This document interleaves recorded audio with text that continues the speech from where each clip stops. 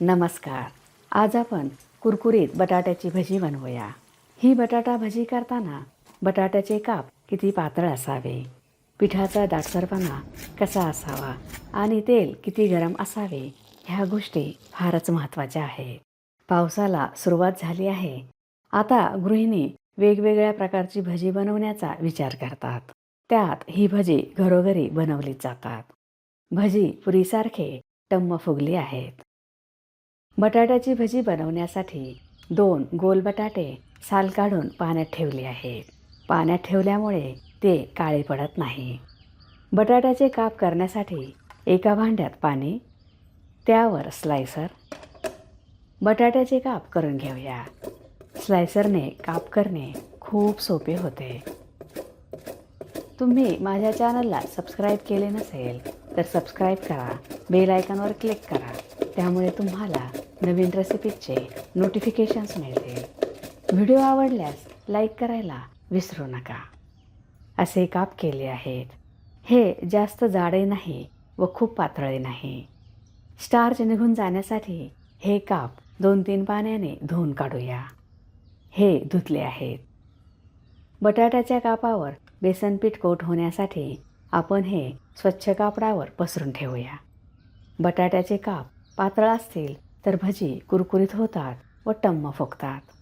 अशा पद्धतीने ह्यावरील पाणी पुसून घेऊया. जाड कापामुळे भजी मऊ होतात, कुरकुरीत होत नाहीत.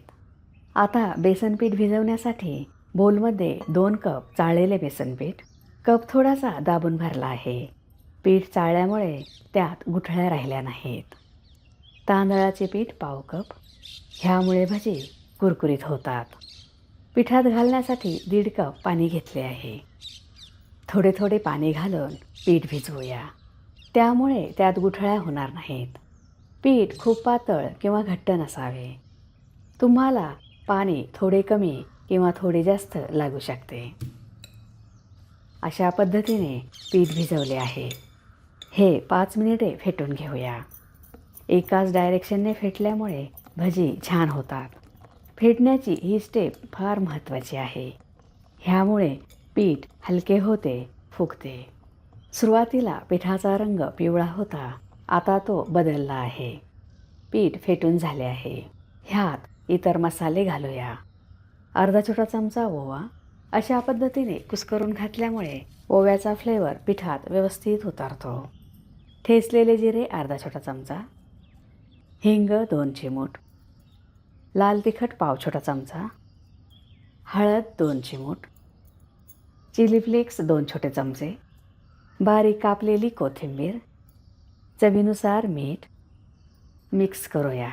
कोथिंबीर व चिली फ्लेक्सने भजी खूप टेस्टी होतात, छान दिसतात. भजीमध्ये ओवा व हिंग नक्की वापरा. त्यामुळे भजी पचनास हलकी होतात, टेस्टी होतात. पिठात 1 मोठा चमचा गरम तेल. गरम तेलाची ही ट्रिक नक्की करून बघा. ह्याने भजी खूप कुरकुरीत होतात. पीठ भिजण्यासाठी 5 मिनिटे असेच ठेवूया. त्यामुळे ते छान भिजेल. बटाट्याचे स्लाईस काळे पडले नाहीत. स्लायसरमुळे काप एकसारखे झाले आहेत. असे काप तुम्ही सुरीनेही करू शकता. 5 मिनिटे झाली आहेत. आता आपण एक स्लाईस पिठात बुडवून बघूया. हे खूप पातळ किंवा घट्ट नाही. पातळ झाले तर ते बटाट्याच्या स्लाईसवरून निघून जाईल व घट्ट झाले तर भजी कुरकुरीत होणार नाहीत, फुगणार नाहीत. मऊ व जाडसर होतील. अशा पद्धतीने बटाट्याच्या स्लाईसला पीठ कोट झाले आहे. कढईत तेल गरम केले आहे. गॅसची फ्लेम मिडियम आहे. स्लाईस पिठात बुडवून त्यावरील जास्तीचे पीठ काढून गरम तेलात सोडूया. पिठाचा दाटसरपणा परफेक्ट असल्यामुळे बटाट्याच्या कापावर बेसन पीठ व्यवस्थित कोट झाले आहे आणि भजी जाड वाटत नाही. तेलात घातल्यावर ही भजी हळूहळू फुगतात. दुसऱ्या बाजूने उलटूया. भजी सोनेरी रंगावर कुरकुरीत होईपर्यंत तळून घेऊया. ही भजी बनवायला खूपच सोपी आहेत. घरातील साहित्यात फक्त 10 मिनिटात तयार होतात. ही गरम गरमच खावी. तुम्ही ह्या पद्धतीने बटाटा भजी केली तर तुमची भजी अशीच कुरकुरीत होते. ह्याबरोबर गरम गरम चहाच्या कपाने तुमचा आनंद नक्कीच वाढेल. ह्या भजीवर चाट मसाला भुरभुरून मुलांना द्या, तेही अशी भजी आवडीने खातील. भजी तळली आहे, काढून घेऊया.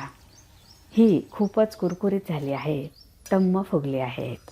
बटाट्याची ही कुरकुरीत भजी कुणीही भूक नसेल तरीही खातील, इतकी टेस्टी झाली आहेत. शेवटी भजीसोबत खाण्यासाठी मिरची तळूया. ही मध्ये कापल्यामुळे तेलात फुटणार नाही. तळलेल्या मिरचीवर थोडेसे मीठ, असे मीठ घातल्यामुळे मिरची खायला छान लागते. भजी खूपच कुरकुरीत झाली आहेत, टम्म फुगली आहेत.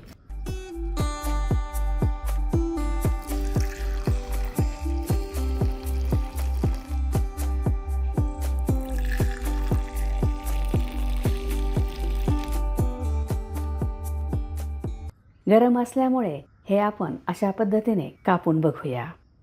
तुम्ही बघू शकता भजीमधून वाफ निघत आहे. एक तोडून बघूया. बघा, आतून भजी पोकळ झाली आहेत. स्लाईस पातळ असल्यामुळे खायलाही छान होतात. तयार आहे कुरकुरीत बटाटा भजी. तुम्हाला जर माझा व्हिडिओ आवडला असेल तर लाईक करा, शेअर करा, सबस्क्राईब करा. बघत रहा शांभवीज किचन. धन्यवाद.